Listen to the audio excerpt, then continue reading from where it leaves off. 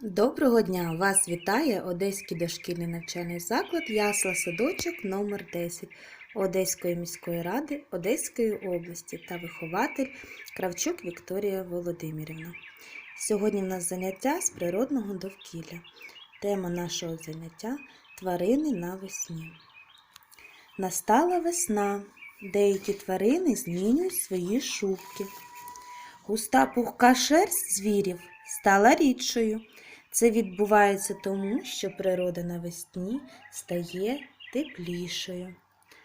Прислухайтесь, хтось шурудить, десь чути рикання. Як ви гадаєте, хто це прокидається від зимового сну? Правильно, малятка. Ведмідь, їжачок. А зараз я вам загадаю загадку про тварин. Слухайте уважно. По полю гасає, овечок хапає, людей всіх лякає. Як ви думаєте, хто це? Правильно, малята, це вовк.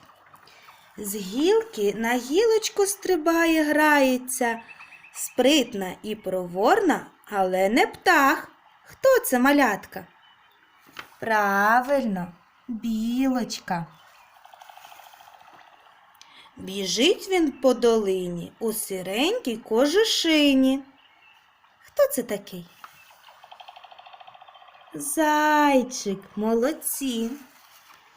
В темнім лісі проживає, довгий хвост пухнастий має. Її на місці не сидиться, а зовуть її лисиця. Молодці, малятка. Повзе, голочки везе. Хто це? Молодці, це їжачок.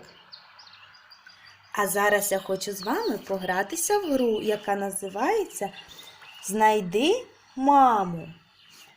І як потрібно правильно називати дитинчат. Ось, наприклад, зайчиха. Як зветься її малюк? Правильно, зайченя. Ось, наприклад, ведмідь, ведмедиця. Як зветься її малюк? Правильно, ведмежа. Ось їжачиха. Як ми будемо називати малюка їжачихи? Їжачок. Правильно. Білка. Білченя. Молодці, малятка. Вовчиця. Вовченя. Молодці.